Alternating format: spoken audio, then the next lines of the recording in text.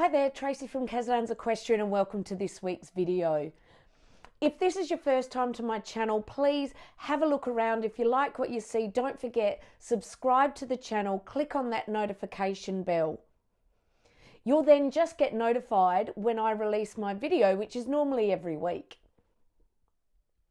This week, we're looking at an interesting question. Why is my horse bucking?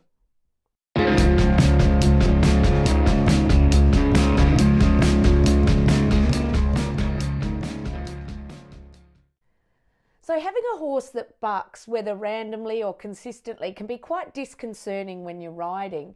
And it is a common problem that riders can have with their horses.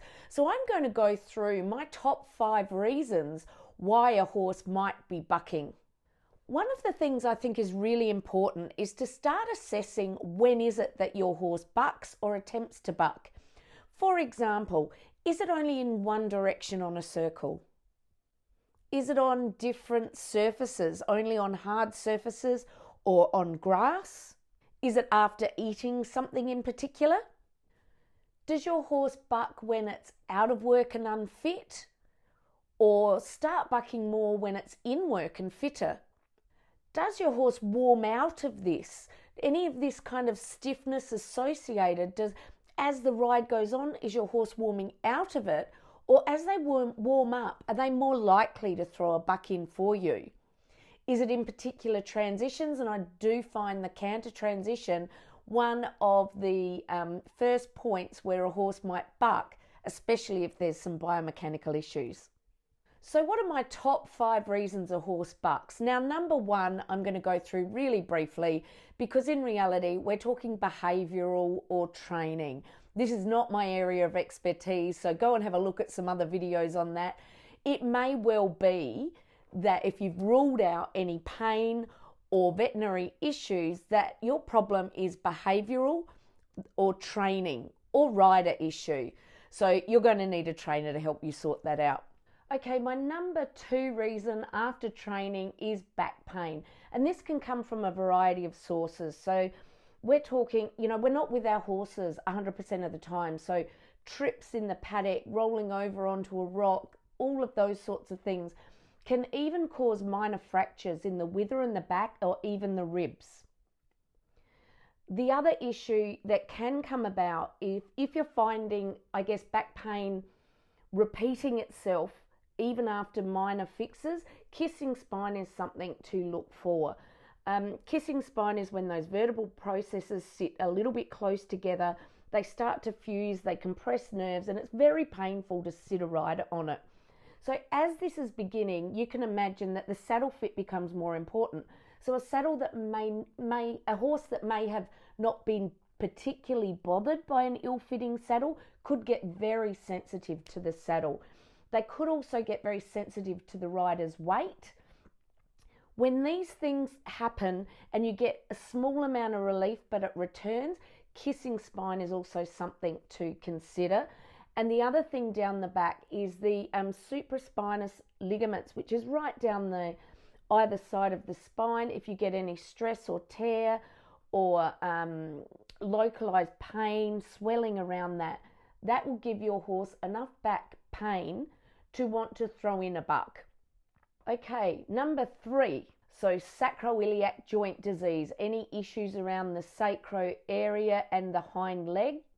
Sometimes with sacroiliac pain, you'll find some other symptoms such as a horse suddenly wanting to stop at jumps that they've never jumped at, or for some reason they don't want to jump straight, they want to jump off to the side or always land on one lead.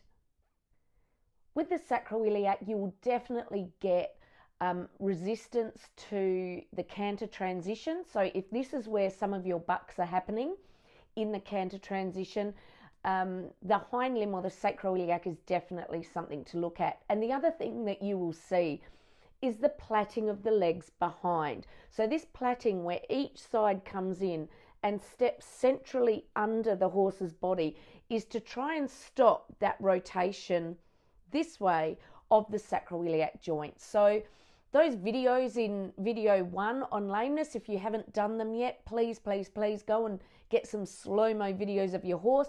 look at them going away. If you see that platting and you're having a problem with bucking, I would be investigating the sacroiliac.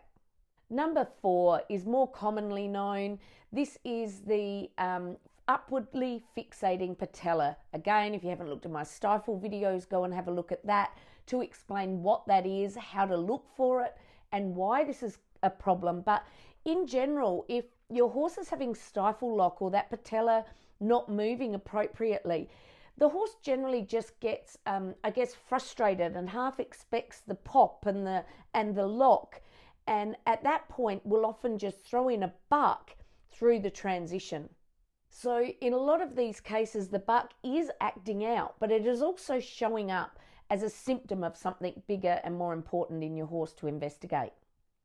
So number 5 is one that you may not have thought of before, but it's a really common reason for horses to throw a buck, especially when they're going into a canter transition or they're being asked for more collected type of work, or to move their weight more onto their hind, or be asked to more actively engage their hind end. This is normally when we have some kind of myopathy of the hamstring. So my number 5 is some problems with your horse's hamstring and scar tissue. So in the normal hind end, you have the semi-membranous and the semi-tendinous that run along down the back of the horse's leg, and they should seamlessly slide past each other and contract and flex. If the horse has some scar tissue, these two muscles can almost detach themselves to each other, and therefore that movement is very, very limited. What can happen with this is a horse will then be physically inhibited from doing what it is that you want it to do. So when you're asking this horse for that extra engagement, the canter transition, the bringing their body under, you're actually causing the horse a real physical dilemma because they physically can't do it. So this is one of the, I think, least heard of issues that could be causing your buck into a canter transition. Feeling down the hamstrings, double checking that those muscles are good. Do you have scar tissue? Maybe get yourself a good body worker to have a really good feel around that hamstring area, because this is a problem for the horse. They simply cannot get their leg under, and again, they will simply act out by bucking so they don't have to put their legs under their body. This, by the way, is usually in one leg, not both. So this is something you would see more predominantly in one canter transition than the other. So the 5 top reasons, again, one, these are not in any order. 1 is behavior training. 2nd is a back issue. 3rd is your sacroiliac. 4 is your stifle. And number 5 is your hamstrings and scar tissue. So if your horse has just started bucking or bucks, as I said, in an unusual way, like only in one direction or only in a particular circumstance, maybe you can rule out this behavior training issue and start to investigate some of the veterinary pain and biomechanical issues your horse may be having that's causing them to buck. Thanks for listening. I hope you found this helpful. Please, if you do, make sure you click like on the video, share it around as much as you can, make any comments you like, and don't forget to subscribe to my channel and click that notification bell. I'll see you next week.